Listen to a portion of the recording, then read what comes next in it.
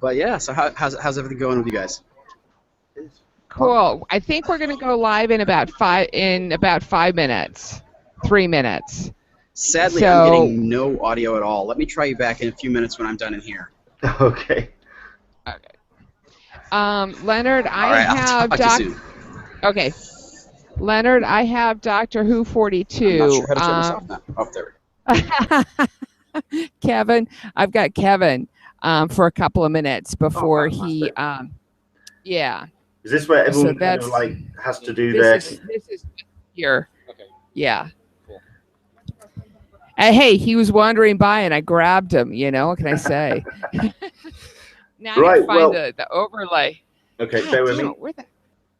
Careful. We are live. We are live at this point. Oh, sorry. Sorry. Just to let you know, I did actually render a video for the background pictures.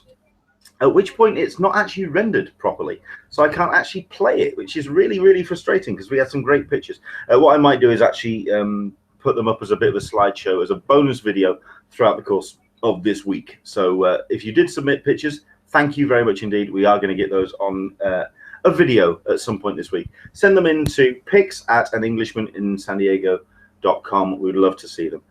So yes, we'll come to Alyssa very shortly indeed, but we're also going to, we just had a very quick glimpse of hearing of Mr. Russ Burlingame from comicbook.com, but he's kind of like in between a couple of press rooms at the moment. He's attending the Supergirl press at the moment, so hopefully we'll catch him before that kind of gets started. But I know it's all very busy. It's all very hectic. Is.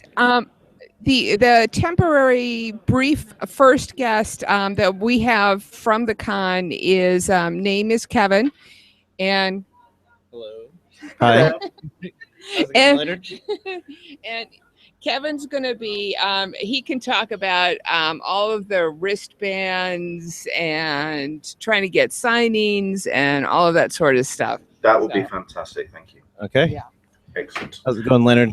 Hi, it's going fine. Thank you. How are you, sir? Not too bad. I jumped on your Periscope for only a few seconds while I had signal strength on the floor here. So you probably were jealous, like, well, what is this man doing?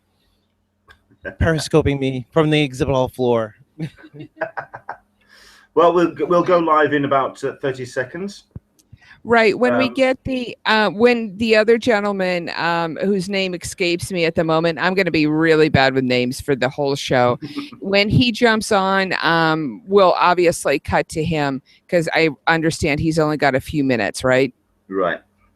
Okay. Apparently, he has sent us a message. The Supergirl press room apparently is running over, but he will check in as soon as he can. Apparently, all the metal in this room doesn't help.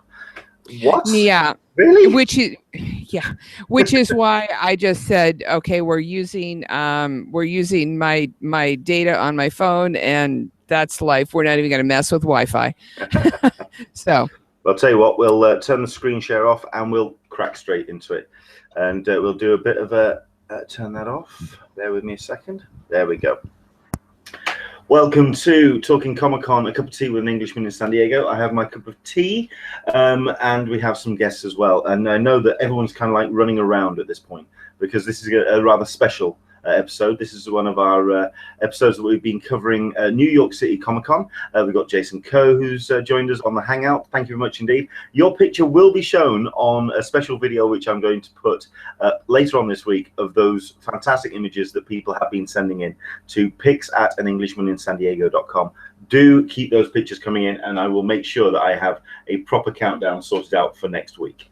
But New York City Comic-Con, it's been an amazing event from what I've been following on social media. I'm not there, unfortunately, but we do have somebody who is. We are joined by my partner in crime, Alyssa Franks. Hello, Alyssa. How are you? I am exhausted. You can tell. I'm just beat. I wasn't. If people know me, know that when I say I was contemplating briefly, for however briefly, not coming today, they understand how tired I am. Wow. I mean, that says a lot. Yeah. When you think about ducking out from attending a con, you know it's been something mental. Wow. Yeah, okay. Exactly. And I see somebody sat next to you. Who's this? This is one of my many partners in crime. He's one of our premier people on the forum, does an amazing work with lines and organizing, and he keeps us all straight. I don't know what we'd do without him. Seriously, it's so I saw him wandering by, and I said, he can talk about lines at New York. Let's see if he's got a few minutes. So, without further ado, do you want to introduce him? His name is Kevin. You can fill in the rest because my brain's gone. I have a 5-hour energy in my bag if you want it. Yes. How are you doing? Basically, my name on the form is Doctor Who 42, but I go by Kevin, whichever way works. I do a lot of, I would say, line coordination, and I would say autograph signings and such. So this con primarily is about trying to get some autographs, mainly the free ones, not too many paid autographs. Unfortunately, Billy Piper canceled, so I had to, a little bit of sinking hearts, but everything was good here. I did score the autograph signing for Agents of S.H.I.E.L.D. for Marvel. I did not score for Jessica Jones or for Daredevil, but I did watch the cast signing, which is very exciting in itself, being very close to, some serious magic on there. And then we could talk about panels. The room, yes. Let's just say the mic is certainly dropped for certain things, such as, let's say, the Walking Dead band premiere, which is unreal. Let's just say that we have an NDA, non-disclosure agreement. We cannot say anything, but tonight will be exciting. And then for X-Files, we saw the first episode for X-Files. Fantastic. We have to wait for a few months, but it's certainly worth the wait. We did see the first episode of Jessica Jones. That is going to be extremely exciting for all of us. And they did drop the trailer for Daredevil. All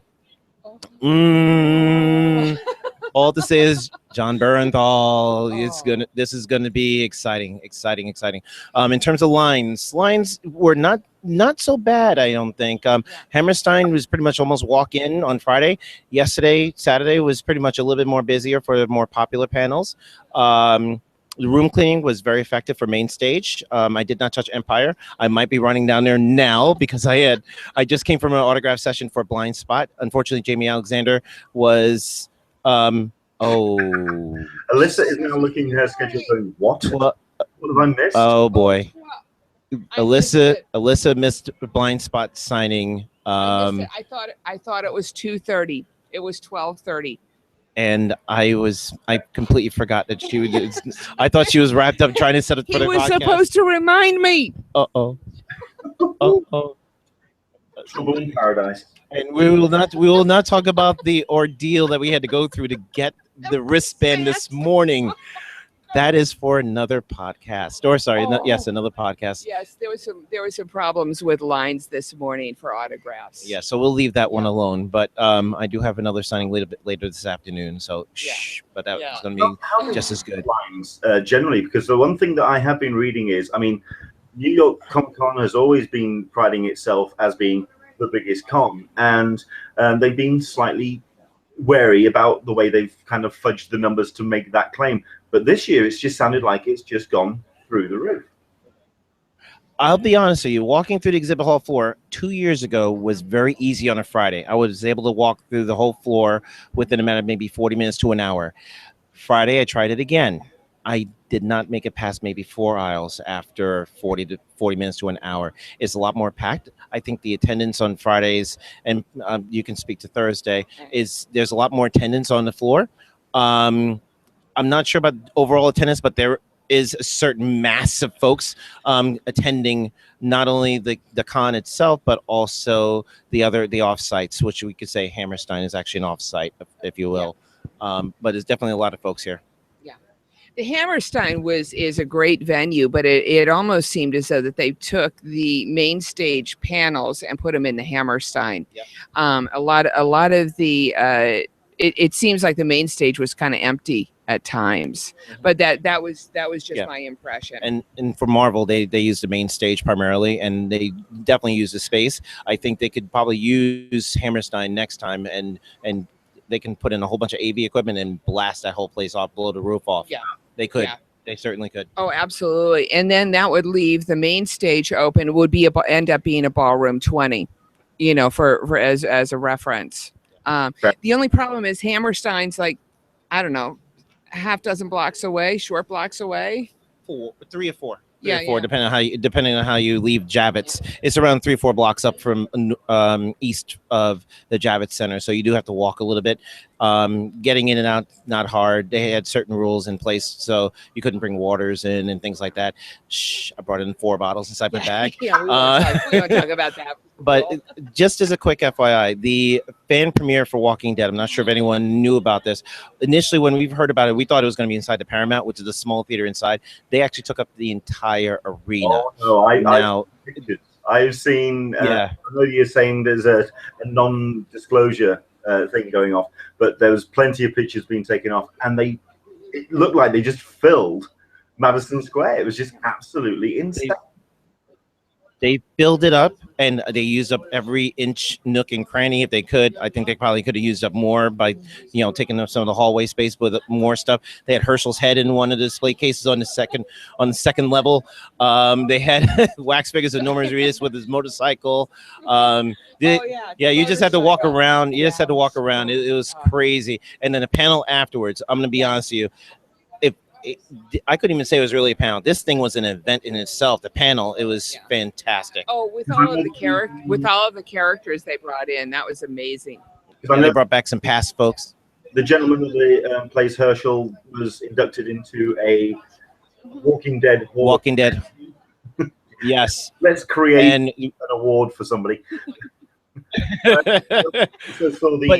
I met him in person, and he's a really coolest guy ever. Really, really down to earth, and he gave me a big bear hug at an event I won't talk about right now. But he was really, really, really, really down to earth. Really down to earth. So for those who did not attend, from what I'm hearing, a lot of folks, like friends of my friends, also were in attendance Friday night, and the other people were starting to recognize. Yeah, another one of my friends went there. I said, "Really? Okay, so I'm not the only one there." Because I also saw the video as well of Norman Reedus' approach and entrance to the stage, which was right. The where he rode the motorcycle up onto the stage, which I mean, it made perfect sense because I was looking at the ramp, having worked in stages. I was looking at the ramp, going, "Are they all going to walk down into the audience and meet and greet everybody?" And then the motorcycle came out. I'm like, "Of course, I should have known that." WWE type of entrance, totally WWE. And they had some zombies walking around. They had a scare cam, so they had zombies walking around the arena at certain intervals. The moderator, Yvette Brown, right? She does the ship. She's the guy on the panel, the Talking Dead, that does the shipping. Yes. She's always on there and talking about that sort of stuff. She's a great moderator. Yeah, great moderator. Yeah. So this is great. The one thing that always kind of threw me about having something in Madison Square is that that amount of people watching a television show at the end of the day. What was without giving anything away about the actual episode itself, what was the atmosphere like in the room when the episode was showing? You can use one word. I'll use another word. I got one. I'll use the E word. Electric. I brought my wife, and she has not really experienced this type of event before, and she had like the best look on her face. So I kept looking throughout the entire show, the panel. It was electric. And also you hear cheers. And sometimes when you're watching at home, you're at home, and basically it's very dull in the environment. But when you watch it with a whole bunch of folks and everyone's cheering as soon as the main cast starts appearing at certain intervals, when you start seeing certain things that happen, you just get that reaction, and it's just electric. When you leave, you don't want to go to sleep. You're not tired. My wife was tired. She had a quarter special before the event, and she said she was still tired. When she left, she was still awake until almost 1 o'clock in the morning. Oh no! I did find the same thing too.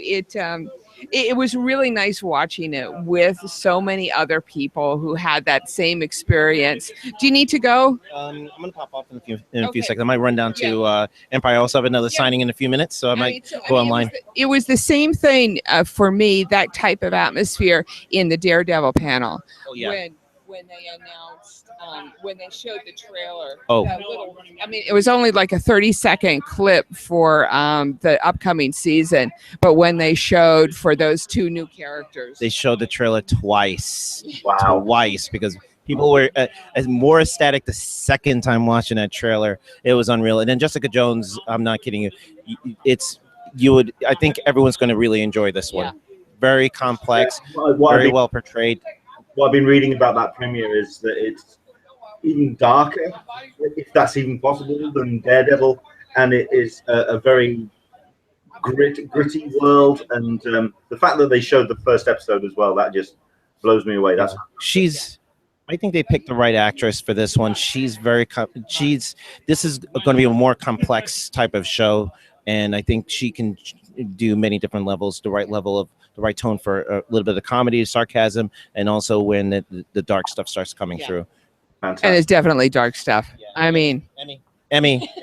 Aside from Tatiana Smith-Lani, Emmy. I'm going to drop off. I got to run, but Okay. it's a pleasure. thank you so much. It's been a pleasure. Thank you. Oh, hugs and kisses. I'll see you in San Diego, Sir Leonard. Sir, take care. Enjoy the rest of your con. Thank you. Take care. Great. I just figured that it would be really nice getting his opinion about everything, because he does the panel. He does a lot more of the panels than I do, and is out and about with regards to the signings. So that's getting his perspective on The Walking Dead. Mine on The Walking Dead,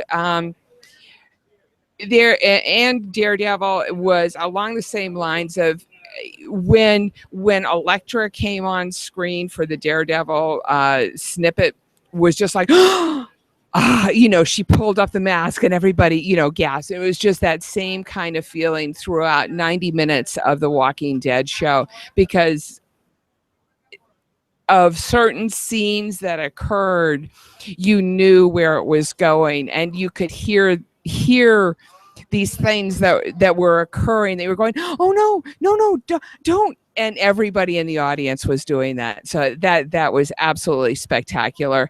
I will give a little bit of hint about it, because it confused me at the very beginning. There is a bit of time flashback, and you may have already heard this on social media, I don't know, but and they play with the color to differentiate the present and the past. So be aware that you're looking at two different timelines. And I don't know how far. I don't remember how far. A couple of week difference between the two of them. So just that took me a while. Yeah, it was kind of, I'd had a beer, I was kind of feeling it. So I I just wanted to, make it easy on some people.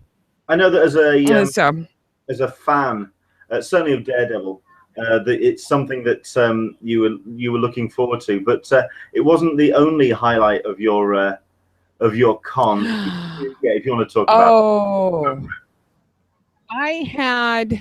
Yes. I have been looking to get a signature for a comic creator, movie creator for years, Frank Miller. And I have had a comic that I have wanted to have him sign. Huge Daredevil fan. Frank Miller did a run on Daredevil that introduced Elektra, which was just fabulous. I've got books and comics and the like. So my goal was to get the Frank Miller signature in it. Once I knew that I was going to the Walking Dead premiere at Madison Square Garden, and they did ticket raffles both days. The first day they gave out all the wristbands. I didn't even get a chance to pull. So I was very, very dispirited and grumpy and not pleasant to be around for the entire day at con. The next day I decided to take a chance. And I think what they did is they increased the ratio. So instead of having a 50-50 chance of winning, you had a 1 in 10 chance of winning. Oh, wow. Oh, we have a frozen Alyssa. Are you still there? Oh, no. This is where we're hoping that Alyssa hasn't completely dropped off the map. Oh, what a shame. And we were just getting into it as well. Hopefully that she's noticed that she's gone frozen. Interfered with my signal there, so that's I'm running off of my phone. Okay. So I was able to get my Daredevil 168 signed, and it is being submitted for slabbing on CGC. And he also did a fabulous poster, 11 by 17 or whatever the size is, a nice size poster that you can hang on the wall, not a 8 by 10, but a real one. So that was the highlight of my con. I also was able to get Walter and Louise Simonson's signature on some early X Factors, which I know for common people, for non-common people is kind of like, what? But, I spent all Thursday in Artist Alley and just up and down the aisles talking to people. Well, so let's talk about that. And it also does go back to what we were talking about. Oh, sorry. I'm trying to periscope this at the same time, and I'm trying not to keep it in the camera. Yeah, I was wondering what you were doing. I know. One thing that I did read about when it came to Artist Alley, and this kind of goes back to the whole how many people are at New York, how it's feeling in the actual on the exhibition floor, is I spotted a periscope from Heidi McDonald from The Beat, and this was on the Friday afternoon, so I was watching this on the Friday evening here in the UK, and I was at first absolutely thrilled to see so many people in Artist Alley, because that for me is just a true vindication of the whole business of it still being a Comic-Con, and just seeing so many people and just how busy it was. But then you started reading about the fire marshals closing off the rampway into Artist Alley, that they were wanting to evacuate Artist Alley. Just how mental has it been at New York Comic Con for things like that, and at Artist Alley? I heard about that. I was not part of it.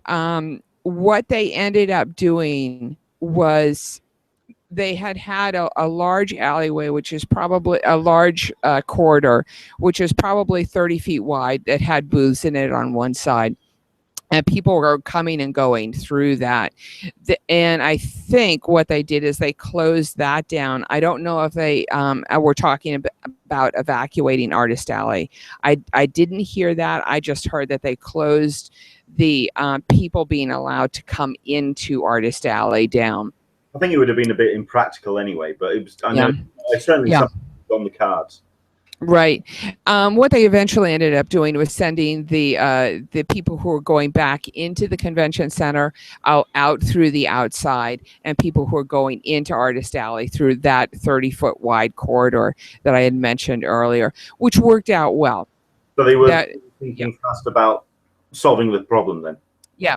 Oh, they always seem to want to solve the problem, and are willing to make the changes. I will say that, and I do have to say that there were a couple of problems. One, Funko. Really? Yeah. We kind of suspected that could have been the case purely because of the position of the booth, but was it more a case of just the whole business with the position, or was it just the way it was organized? It was the way it was organized. Yeah. And the problem was, which is what we had thought would be an issue, was how are you going to tell people not to line up before 11 o'clock for a Funko ticket in that queue area? And I think honestly that there were a couple of rogue people who were attempting to put order to it, which was contrary to the way ReedPop had planned it out, which just threw a wrench into the whole thing and mucked it up. So was it a case of that Funko didn't foresee the issues, or was it a case of, just like at San Diego Comic-Con, they're trying their best, ReedPop are trying their best, and us attendees just kind of... I think Funko was letting ReedPop deal with it, and I think that it was primarily a ReedPop. There was repop problems with this. I don't. Wow. I, to be honest, wouldn't put much blame on Funko at all for this one. That's a shame. Yeah, it is. And I'm hesitant to say that, and it did seem to get much better. And I did hear about people being let into the Funko booth after, like at 4:00 when all of the tickets have been Distributed. Gone through. Yeah. So Funko did all they could, and they were hearing, they heard what was happening. Sure. And Cameron is a sweetheart, and the Funko people in the booth themselves are wonderful people to deal with. So I didn't have a real problem with that. This morning there was some wristband. There were some problems with wristbands. Really? For this. Is this with the RFID? No. Technology? No. No, not at all. That seemed to go exceedingly well. There was some other stuff about VIPs which didn't, but that hopefully we'll get some feedback on what happened with the VIPs. With regards to this morning, there was probably about 5 panels. I want to say 5 cast signings: Gotham, Blind Spot, Legends of DC Tomorrow. Legends, Yeah. Supergirl, this, and they were all first come, first serve. And it was all in one shoot. So you had probably, I don't know, I want to say 500 people trying to get a wristband for that, which is the one that I missed. Fair enough. Yeah. Well, I mean, this is something that was discussed at. Sorry, I'm just trying to find somewhere to put my cup. This was kind of something that was discussed at the talk back at San Diego Comic-Con, that they're not a massive fan of first come, first served tickets allocations, purely because of things like this, where you have a mass of people trying to kind of get in that one small area, and then you have that many signings in one area. It's a kind of a recipe for disaster. To my thinking, it was a mistake to put all 5 of those shows in one lane. Wow. If you've got 5 shows and I've got 5 other lanes that were wide open, that seems like a no-brainer to me. Perhaps that's a little harsh, and and it is Sunday, and I am being blunt, but it seems pretty clear that and a ticket pull.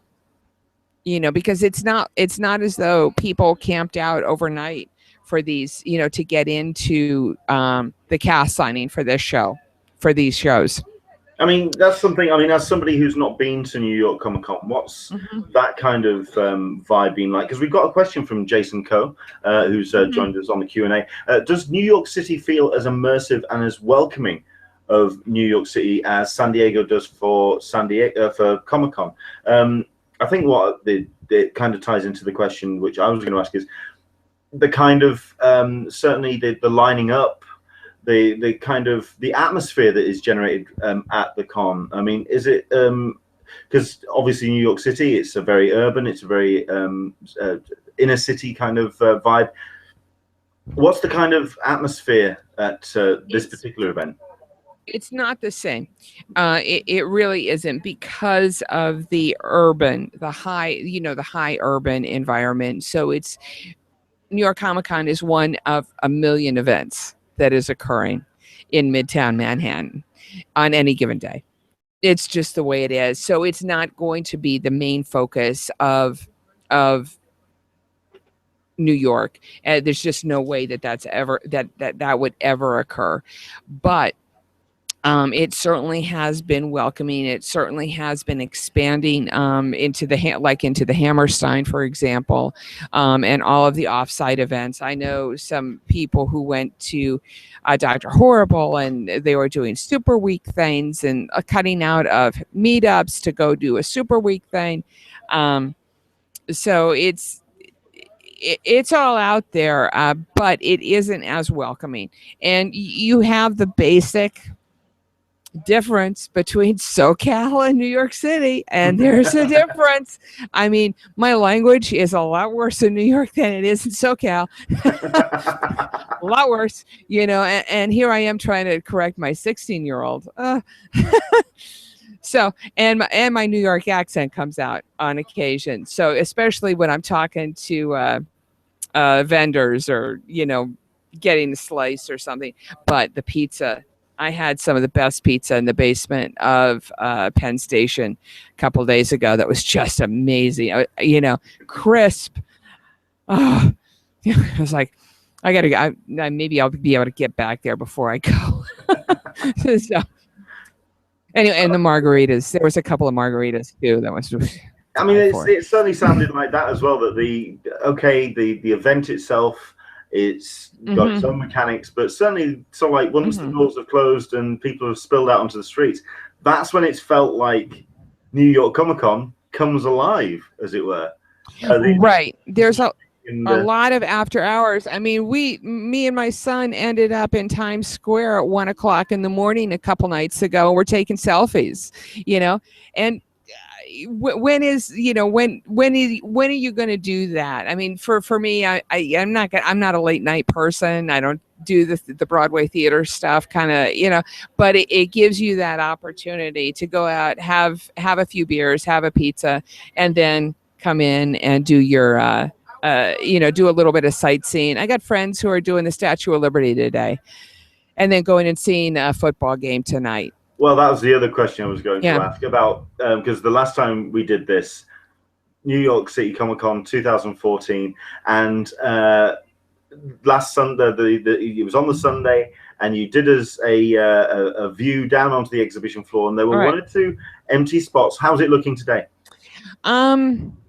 Let me see. I'm just seeing, I'm looking at my battery charges, and I'm seeing it. If I can move, I think I can move us. We're gonna go with the and we're walking. We're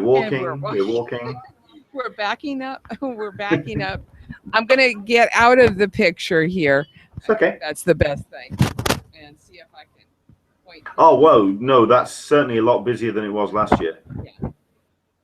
And that's certainly a lot busier than it was last year. Yeah, that's Capcom, and I think you can see Yu-Gi-Oh. Help me with the angles here, Leonard. No, that's spot on. That's absolutely spot on. And but then, no, you can certainly see the footfall on the floor. That is, that you can certainly see a lot less red carpet than you did last year. That is for a Sunday. Wow. And now I'm coming up to I think the Marvel booth back which there. I have been seeing plenty of, certainly because they've been doing a lot of their live streaming on Marvel. They've done a cracking job, and Ryan Penagos has been doing a fantastic job down there.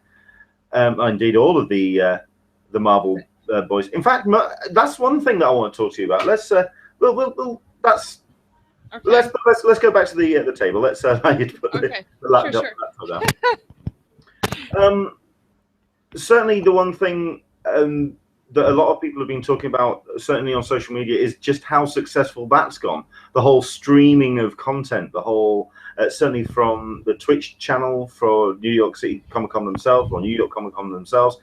Then you've got DC doing their bits and pieces, Marvel doing their stuff. It's been great for people outside of the event to actually see what's going on. I don't know. I haven't been noticing. Well, come to think of it, I guess I've been noticing a bit more cameras on the floor, video cameras than I had before.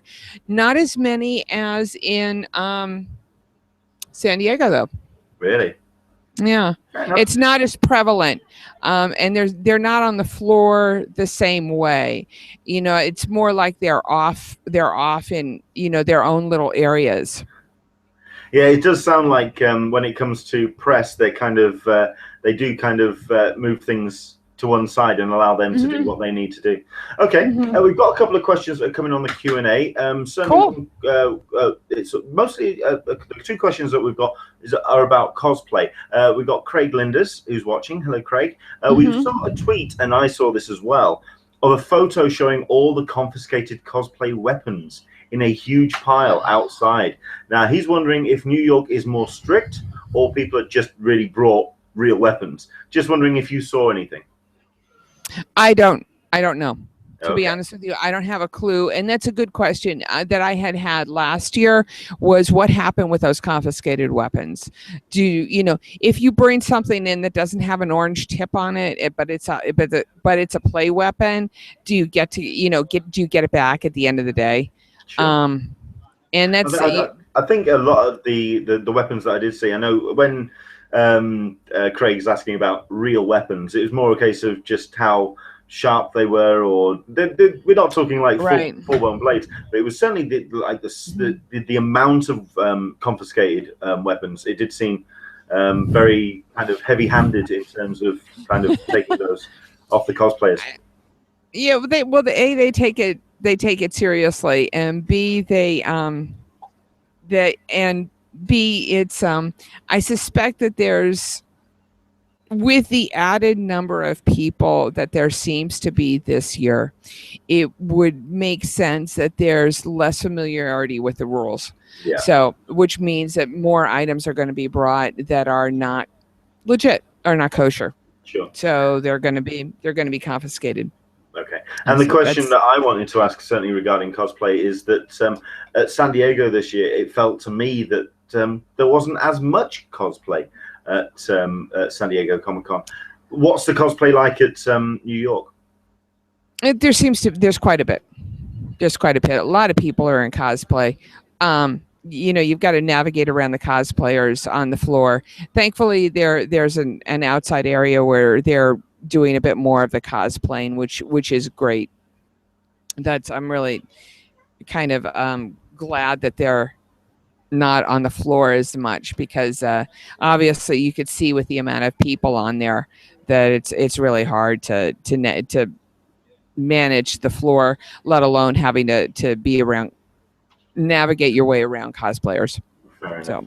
Okay. Was there any other of the smaller panels that you were able to get to, or what else have you managed to get to see? Yeah, the only other thing that I've actually gone to, and I was only able to see the last 20 minutes or so, was the Business of Pop Culture con panel that happened, which is very interesting. I mean, they were talking a lot about, and I actually did take notes on that one, so forgive me, because the brain is dead, so I've got to refer to it, because a gentleman from ECCC was in the panel, who now works for Reed Pop and is moving, was very eloquent, and talked about the differences between, and I'm trying to think of how he phrased it because it was really good. The differences between the experience of con, and talked about the physical con, like, and then the experience of con, and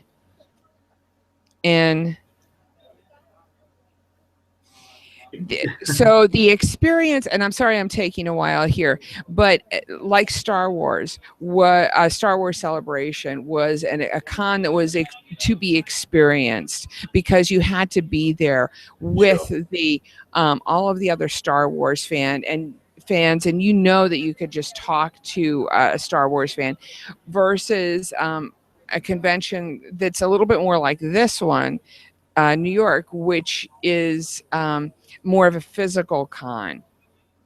And I'm probably doing his theories an injustice, and perhaps we'll start a thread for it on the forum, and when I'm more coherent, and we could kind of go into this a bit.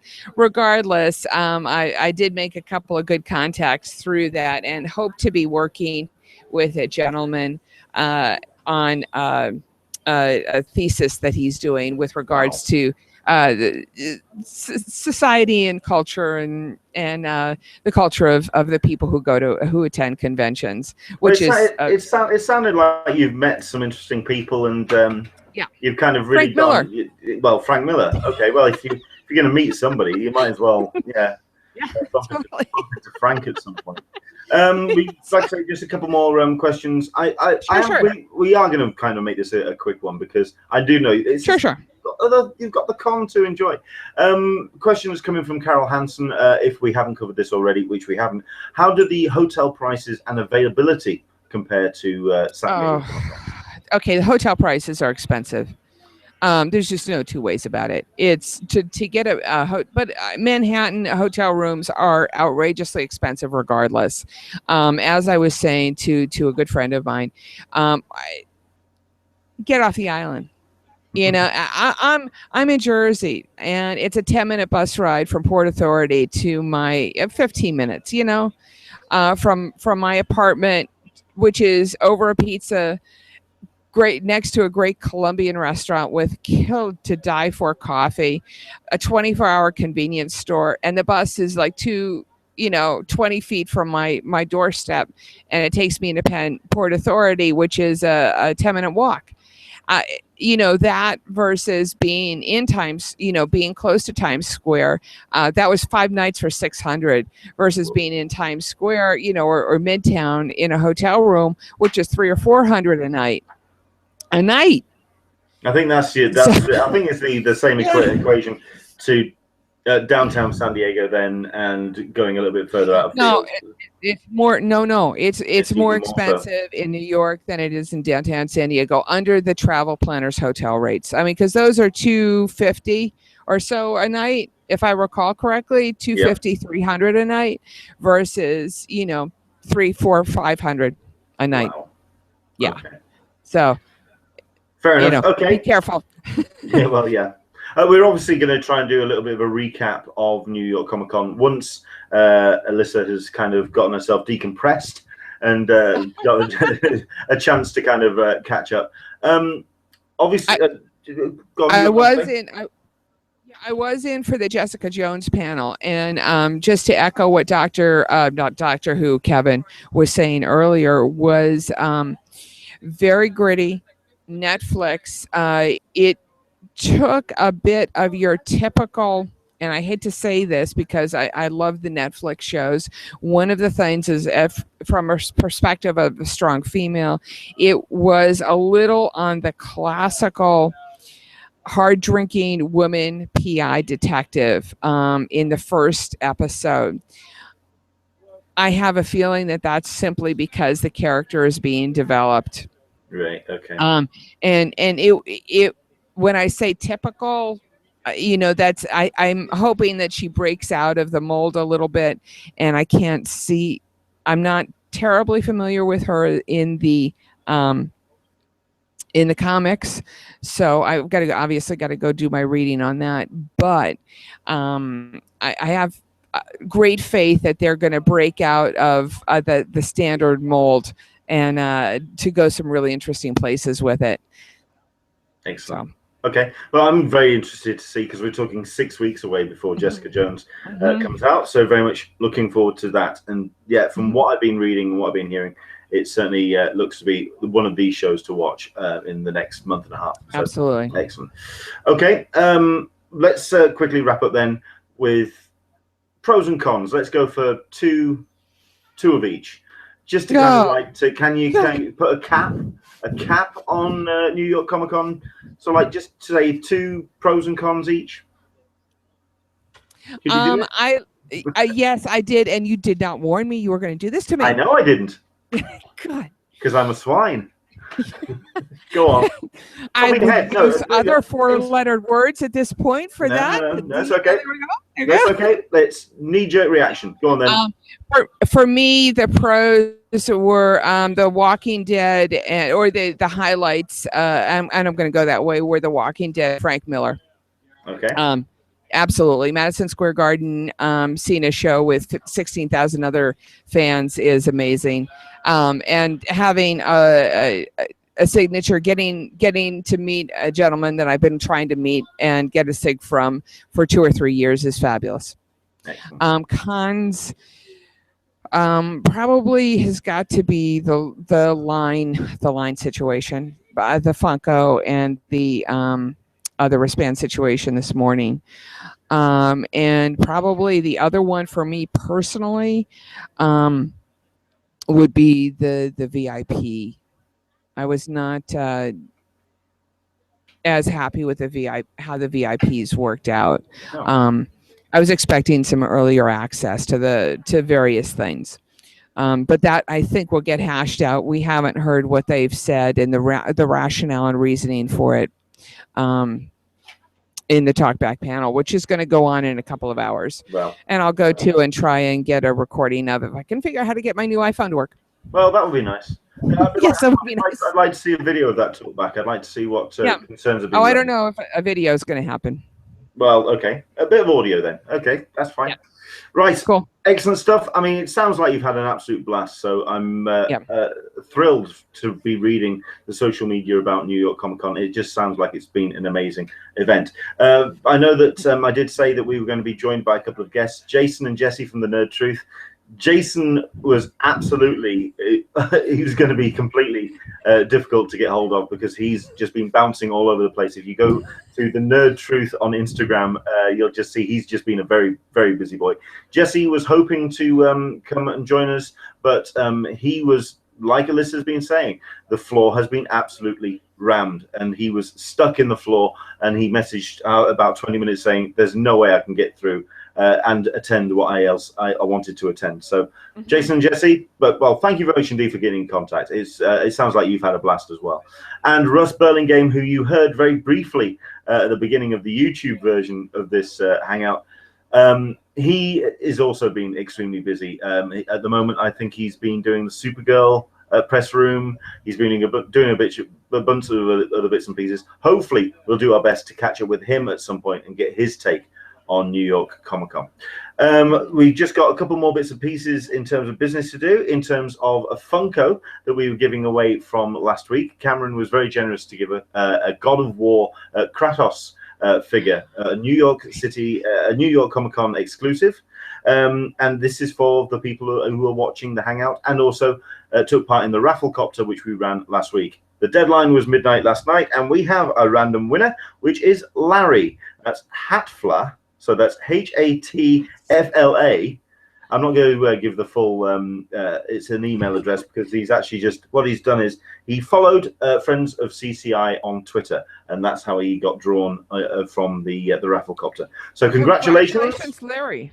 Excellent stuff, Larry. We're going to pass those details on to Cameron. They get straight from Funko to your door. So it's not going to come through us. It's going to come straight from Funko. That's their present to you. So congratulations, Larry. Excellent stuff indeed. And I think the other thing is just to talk about next week. I technically host the Hangouts, but next week, Alyssa's going to be at home and she's going to be hosting the Hangout because I'm going to be in Kendall. I'm going to be taking part in the Lakes International Comic Arts Festival, of which there are some amazing talent showing up. I'm very much looking forward to meeting Stuart and Catherine Immonen. We've got Kieran Gillen. There's just a load of really good talent that's going to be showing up in this really small village in Kendall, in Cumbria. So very much looking forward to that. That's happening next week. And I think I will let Alyssa get off and enjoy the rest of her con. Thank you so much for doing this, Alyssa. Oh, you're welcome. Absolutely. I mean, it's part of the deal, and it's making the con tribe, the people who go to con tribe, I don't know, happy throughout the entire year. There's another word I was going for there, but I kind of messed that up. But it's feeding the fix for the entire year. Fantastic. Which is what we're trying to do here. Well, and I know that you've got two chairs there, and I'm hoping for New York Comic Con 2016, I'll be sat next to you. I would love it. I would love it. That's the plan. And we can do it. We can figure out how to get you over here cheap too. Well, what you do is you basically put me in a box. You put some tape over it. I'll pick you up at the post office. Totally. Yeah, that sounds about right. Okay, then. Alyssa, thank you very much indeed for joining us. And everyone who's been watching on the Hangout, thank you so much indeed for following our New York City, New York Comic. I keep calling it New York City Comic Con, New York Comic Con coverage over the last couple of weeks. Hope you've enjoyed it. What the next thing, certainly for San Diego, is the pre-registration badge sale. We have been asked if we've heard any word. The only word we've heard is that if you were registered for press, you did get an email this week saying whether you were returning as press, that you didn't have to submit any paperwork, which I'm going as the second year press, so I don't have to this year. But that's contact, and it's contact to people in the real world. In other words, the machine is starting to move. And as soon as we hear any word about pre-registration, you'll be the first to know. Thank you very much indeed for joining us today, and enjoy the rest of your weekend. From all of us, take care. Bye-bye. Happy conning.